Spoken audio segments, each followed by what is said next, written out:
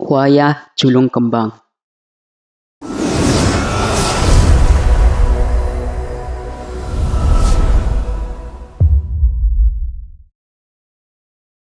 Kalau boleh jujur, saat di rumah hanya berdua begini, aku ingin mengajak Mas Biru ke Segaran, telaga buatan peninggalan zaman Majapahit di Trowulan yang masih ada sampai sekarang. Aku ingin mencelupkan kedua kakiku di airnya yang luas dan tenang. Aku mendamba bersandar di bahunya, lalu tangannya yang kekar melingkari pundakku, sambil mengamati situs kolam terluas yang pernah ditemukan di Indonesia. Aku ingin dia menaruh kepalanya di pangkuanku, lalu kuceritakan tentang Segaran yang luasnya 6 hektar lebih itu, yang dulu sering dipakai hayam wuruk bercengkrama dengan permaisuri dan putra-putrinya. Aku ingin membelai rambutnya yang ikal, sambil menikmati desir damai angin telaga, lalu mengisahkan padanya tentang kebesaran Majapahit yang pada masa itu sudah mengenal teknologi bangunan basah, sampai punya telaga begitu megah. Dia pasti tidak tahu. Konon, di tepian telaga itulah sang raja menjamu tamu-tamu dari mancanegara, lalu memberi mereka hidangan mewah dengan wadah dan peralatan yang seluruhnya terbuat dari emas. Setelah jamuan makan selesai, wadah-wadah dari emas itu dibuang begitu saja ke Segaran untuk menunjukkan betapa Majapahit adalah negeri kaya raya, sehingga bisa membuang emas-emasnya. Aku ingin menjadikannya pendengar setia. Kujelaskan versi lain tentang emas dan Segaran. Lalu kami berduaan, bergandengan tangan, menyusuri candi-candi yang lembab dan dingin di Trowulan. Aku ingin dia merengkuhku sambil mencari prasasti peninggalan Dewi Suhita, seorang ratu yang namanya tersemat dalam namaku. Tapi itu tidak mungkin. Mas Biru tidak tahu inginku dan kegemaranku. Ia hanya mencintai dirinya sendiri. Pagi ini, Mas Biru tidak beranjak dari sofa, memangku laptop seperti mengerjakan sesuatu yang penting. Kopi yang kusajikan dibiarkan dingin. Aku membersihkan kamar, mengambil baju-bajunya yang berserakan lalu menghirup bau keringatnya diam-diam di balik pintu. Sudah 7 bulan kami tinggal satu kamar. Meski dia belum pernah menyentuhku, tentu saja aku hafal seperti apa aroma tubuhnya. Dia terbiasa berganti baju di depanku, seolah aku ini patung yang tak punya perasaan ingin. Tapi aku yang rikuh selalu berganti baju dan jilbab di kamar mandi, seolah aku takut dia ingin. Padahal dia tak pernah peduli. Aku tidak tahu kapan kami bisa dekat, tak berjarak seperti lumrahnya suami istri. Ada minyak kayu putih? Ia menaruh kepala di sandaran sofa. Matanya nanar menatap langit-langit kamar. Aku menyerahkan minyak kayu putih sambil bertanya-tanya dalam hati. Kenapa ia memegangi perutnya? Sakitkah ia? Ia membalurkan minyak ke perut. Aroma khasnya menghambur di seluruh penjuru kamar. Aku ingat kalimat Umi. Dulu Mas Biru selalu bilang pada teman-temannya di pondok bahwa tiap ia sakit, tangan Umi lah satu-satunya obat. Itu sebabnya saat ia di pesantren, ia selalu menolak dibawa ke dokter. Tapi ia selalu minta Umi datang ke pondok lalu mengelus perutnya dan langsung reda dari sakit. Sekarang Umi sedang ziarah. Dia tampak kesakitan. Aku ingin membalurkan minyak ke perutnya tapi aku takut dia tidak berkenan. Aku ingat malam penolakan itu jadi aku sekarang lebih waspada. Aku cuma bisa diam mematung melihat dahinya mengernyit dan bibirnya mengadu pelan. Aku pergi ke dapur hendak membuatnya jahe hangat. Ternyata di dapur ada tetangga kami sedang ngobrol dengan Mbak Dalem. sambil menyerahkan terong berkarung-karung. Umi memang bunyai yang sangat dicintai tetangga sekitar. Aku ikut nimbrung sampai lupa kalau tujuanku adalah membuat jahe untuk Mas Biru. Saat aku kembali ke kamar, Mas Biru sudah berpakaian lengkap dan memakai ranselnya. Ia mengambil kunci mobil tapi masih sempat meminum jahe buatanku. Dia menolak saat kutawari sarapan dan bilang tidak pengen makan. Aku semakin yakin ada yang tidak beres dalam tubuhnya. Sayangnya, aku tidak bisa menahannya untuk jangan pergi. Bagaimana kalau dia sakit sedang Umi tak di samping kami? Aku belum punya pengalaman soal ini. Umi juga belum pernah memberitahu riwayat penyakit Mas Biru. Aku memutuskan ke pasar untuk memasak kesukaan Mas Biru, agar selera makannya kembali pulih, agar dia tidak sakit. Sejak awal aku tinggal di sini, ibuku memang memintaku berusaha keras untuk bisa memasak makanan andalan keluarga ini. Pokoknya semua menu kesukaan Abah, kesukaan Umi, dan terutama kesukaan Mas Biru. Aku belajar terus pada Umi sampai tidak ada bedanya rasa masakanku dengan masakan beliau. Bagi ibuku, menantu dambaan mertua bukan yang pintar memasak berbagai resep, tapi yang bisa memasak masakan yang sudah bertahun-tahun jadi andalan keluarga suaminya. Aku memasak sayur asem, cumi hitam, udang asam manis, dan pepes tongkol. Semua ini kesukaan Mas Biru. Tentu saja sambil berharap Mas Biru kerso makan dan lahap. Kupikir Mas Biru mau pulang dulu untuk makan siang, tapi kutunggu sampai surup, tidak ada tanda-tanda ia datang. Aku sudah memotretnya dan mengirimnya gambar di WA. Tapi hanya dibacanya tanpa dibalas. Aku jengah dan mulai berpikir yang tidak-tidak. Dia memang hanya takut sama Umi. Jadi saat Umi pergi, ia akan pulang jam berapapun ia ingin. Tidak peduli padaku yang begitu mengkhawatirkannya sejak pagi. Apakah ia sedang bersama Rengganis sampai membalas selarik kalimatku pun ia tak sanggup. Aku tahu ia tak pernah bisa jauh dari HP, tapi ia sering mengabaikan barisan kata yang kukirim. Dia memang tidak pernah mau tahu perasaanku. Aku sangat sentimental, membayangkan apa yang akan terjadi padaku seandainya Umi tiada kelak. Tentu ia akan semena-mena dan tak sedikit pun menjaga perasaanku di rumah ini. Sampai jam 10 malam ia belum juga datang. Percuma saja aku memasaknya. Sia-sia aku menunggunya. Tidak ada gunanya aku mengkhawatirkan kesehatannya. Aku memberikan semua yang kumasak kepada mbak-mbak dalam, sambil putus asa. Paling-paling dia sudah makan di luar.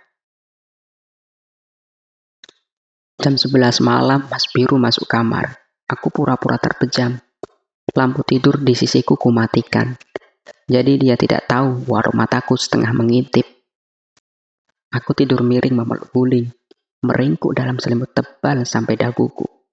Aku ingin lihat apa yang akan dia lakukan. Ia menuju ranjangku lalu menyentuh selimutku dan menyibakkan sedikit. Jantungku berdegup kencang. Ia berjalan sambil membuka kancing-kancing bajunya. Ia membolak-balik bantal sampingku. Kupikir ia akan terlentang di sisiku. Ternyata, ia mencari baju ganti yang lupa kusiapkan. Biasanya memang kugeletakkan begitu saja di ranjang. Saking jengkelnya karena masakanku tak tersentuh, aku lupa menyiapkan keperluannya. Ia mencari sendiri di lemari. Berdiri, membungkuk, lalu jongkok, tidak berhasil. Dia tidak mungkin tahu. Wong selama ini akulah yang menyimpan semuanya. Ia bergeser ke pintu lemari satunya lagi. Dengan gerakan yang sama. Tidak ketemu juga. Sampai pintu ketiga. Kaos itu ketemu. Tapi entah bagaimana ia mengambilnya. Setumpuk kaos langsung berantakan dan berjatuhan ke karpet. Ia membereskan dengan kesal. Aku menahan senyum. Ia meminum air putih. duduk sebentar di sofa, lalu kembali lagi ke lemari, membuka laci-laci. Aku bertanya-tanya sendiri, apa yang dia cari? Melihatnya gelisah, aku ingin bangun lalu beranjak membantunya. Tapi aku sudah kadung jengkel. Aku sangat mengkhawatirkannya sejak pagi, tapi dia sama sekali tak peduli. Laci-laci satu persatu diperiksa, tidak ketemu juga. Ia berjongkok lama sekali sampai aku sadar. Ia mencari pakaian dalam. Ia tidak tahu aku menyimpannya di tempat khusus, di lemari jati dekat meja riasku. Selama ini, memang akulah yang menyimpannya. Ia masuk ke kamar mandi, menyalakan shower. Aku ingin memberi surprise dengan menaruh pakaian dalamnya di sofa. Tapi itu tidak terjadi. Aku tidur lagi. Kalau dia berani membangunkanku, aku akan menyediakan untuknya. Kalau dia diam saja, biar saja dia tidur tanpa pakaian dalam. Jadi aku menunggunya keluar dari kamar mandi. Siapa tahu dia berani membangunkanku dengan sebuah sentuhan, atau minimal panggilan. Aku menanti suara shower berhenti sambil mengingat-ingat perjalanan kami. Aku mencoba menerka, kurang berapa lama lagi dia bisa luluh dan ikhlas menerima perjodohan ini. Sebenarnya, perjodohan ini di kalangan keluarga pesantren adalah hal biasa. Tapi perempuan-perempuan lain jelas lebih beruntung dariku.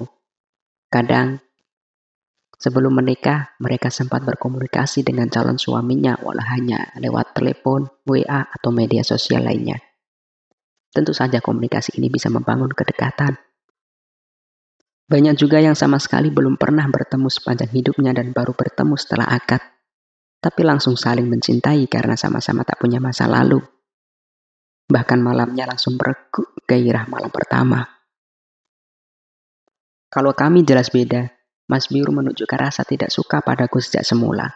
Mas Biru tahu aku sejak masih MTS. Abah dan Umi beberapa kali mengajaknya ke rumahku. Kalau di rumah sedang ada acara haul masyayikh dan lain-lain. Tapi ia melanggengkan sikap cueknya. Dari dulu sampai sekarang, dia tidak pernah berubah. Selalu tidak peduli. Selalu menunjukkan rasa tidak senang. Seolah aku adalah penghambat cita-citanya. Dulunya aku pikir kisah cinta kami akan seperti Bagus Burham dengan istrinya, Raden Ajeng Gombak. Mereka berdua juga dijodohkan sejak kecil. Tapi mereka saling mencintai dan saling menginginkan sejak awal. Sangat berbeda denganku dan Mas Biru. Bagus Burham bertemu Raden Ajeng Gombak yang kelak dijodohkan dengannya dan menjadi istrinya. Justru melalui pertemuan tak sengaja di Pasar Madiun. Pada saat itu, Bagus Burham sedang menunggu dagangan kelontong. Ia yang sejatinya putra seorang bangsawan tentu sedih karena harus berjualan di pasar. Tapi dia tak punya pilihan lain. Ia terus teringat Kiai Hasan Besari yang marah pada abdinya, Kitanujaya, yang terlalu memanjakan sehingga dia jadi santri bandel dan tidak mandiri. Ia juga boros dan semaunya sendiri.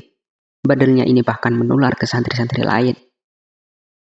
Kiai Hasan Besari meminta Kitanujaya pulang ke kediaman Raden Tumenggung, Sastra Negara, dengan maksud agar Bagus Burham bisa mandiri di pesantren. Tapi Bagus Burham terlanjur lengket dengan abdinya dan tidak sanggup berpisah. Jadinya mereka berdua mengendap-endap. Malam-malam keluar dari gerbang pesantren untuk pergi ke rumah sepupu Kitanujaya di daerah Madiun. Selama di Madiun, Kitanujaya dan Bagus Burham menghabiskan waktu dengan berjualan di pasar. Mau pulang ke Surakarta, mereka takut kakeknya marah. Mereka berdua sudah mengecewakan karena tidak tahan mencari ilmu di pesantren Gebang Tinatar.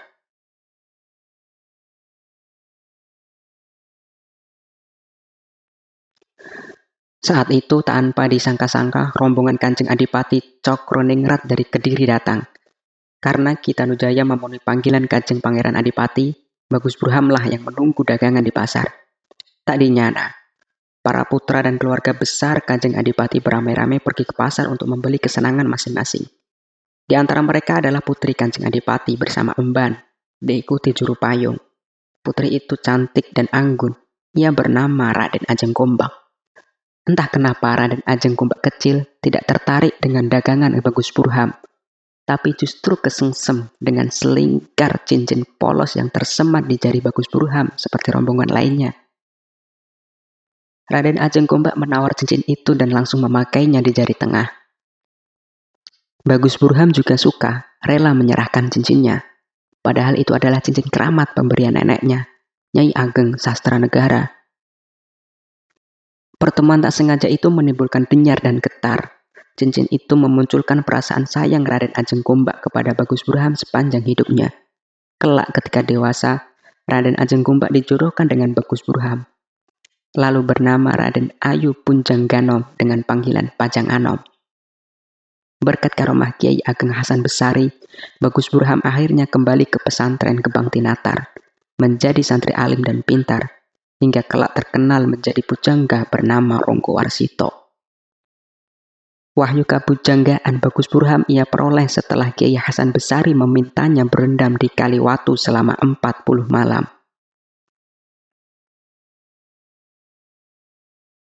Sejak dulu, aku menyukai kisah ini. Mereka itu pasangan yang dijodohkan sejak kecil, tapi sejak awal mereka punya kerinduan, saling mencintai, lalu membina rumah tangga dengan cinta dan gairah yang meletup-letup.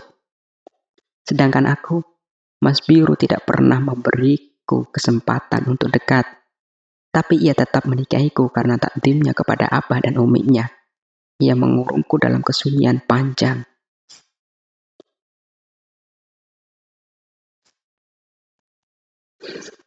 Aku tertidur sampai tak sadar, sepertiga malam hampir berakhir. Aku sembahyang sambil merasa tidak nyaman karena kulihat Mas Biru tidak bangun. Biasanya ia tidak pernah absen qiyamul lail. Aku kaget melihat minyak yang semula penuh kini hanya tinggal separuh. Tolong Kang Den, suruh ngimami. Suaranya parau. Ia berjalan sambil memegangi kepala dan perut menuju kamar mandi. Bau minyak kayu putih menyeruap dari tubuhnya. Aku ingin menyentuhnya, memastikan ia demam atau tidak, tapi aku begitu canggung. Jenengan sakit tak, Gus? Enggak, wes bedala kepada putri. Aku menunggunya sholat subuh sampai salam, memastikan ia bisa rebah kembali di sofa. Lalu segera beranjak ke pondok putri untuk menggantikan Umi ngimami dan menyimak setoran hafalan.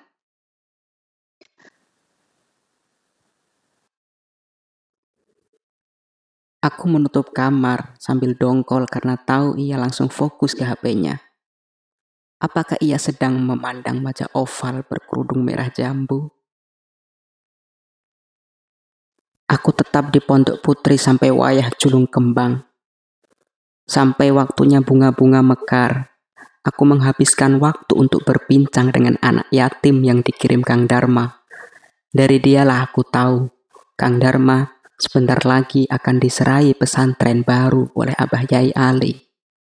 Kang Dharma layak mendapatkan kesempatan itu karena kemampuan dan pengabdiannya begitu tinggi. Beruntung sekali perempuan yang kelak menjadi istrinya.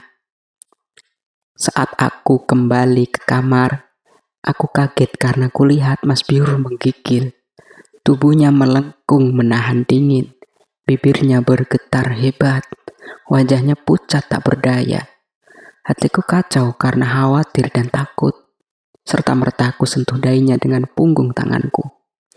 Demamnya tinggi sekali sampai ia seperti mengigau. Ia seperti sekuat tenaga berperang melawan dingin. Aku beranjak mengambil selimutku di ranjang, lalu memasangkan di atas selimutnya. Lalu berlari mengambil selimut ke kamar Umi sambil bercucuran air mata karena takut hal buruk terjadi pada suamiku. Aku segera memijati telapak kakinya. Dia makin kedinginan karena selimutku sibak. Aku menutupnya kembali dan membungkus kakinya sampai tak sedikit pun udara bisa masuk menerobos selimut. AC ku matikan sambil gemetaran karena tak tega melihatnya begitu lemah. Aku berjalan cepat ke kamar mandi mengambil air untuk mengompres. Saat handuk basah ku letakkan di dahinya, ia masih terpejam memegang pergelangan tanganku lalu menyentuh telapakku. Aku berdebar-debar tak berani bergerak. Ia meletakkan telapak tanganku di bawah pipinya yang panas. Aku ikut menggigil dalam ketakutan dan rasa haru. Dia lemah tak berdaya, sedang tanganku tergolek di bawah pipinya, menyentuh jambangnya. Ia mencari kenyamanan di sana. Aku diam menikmatinya karena sadar, inilah untuk pertama kalinya kulit kami saling menyentuh. Aku ingin mengecup keningnya, tapi tahu itu tidak mungkin. Aku tahu segala sesuatu memiliki awal. Apakah sentuhan ini adalah awal cerita indahnya pernikahan kami? Sebagaimana cincin polos bagus Burham untuk Raden Ajeng Gombak. Tapi aku tahu tidak boleh terlalu bahagia, karena ini hanyalah reaksi dari Mas Biru dalam sakitnya. Mungkin ia merindukan Umi, tapi melihatnya begitu lemah, tangisku pecah karena aku sadar aku sangat mencintainya dan takut kalau sesuatu yang buruk terjadi. Aku ingin lekas membawanya ke dokter, tapi aku ingat ucapan Aruna bahwa sekali-kali aku harus memberi Mas Biru pelajaran sampai ia sadar aku ini penting baginya. Sesungguhnya inilah saat yang paling tepat untuk pergi. Aku bingung antara merawat Mas Biru dengan tabah atau meninggalkannya kesegaran, mencari damaiku sendiri. Sedang ia dalam demamnya semakin erat memegang tanganku.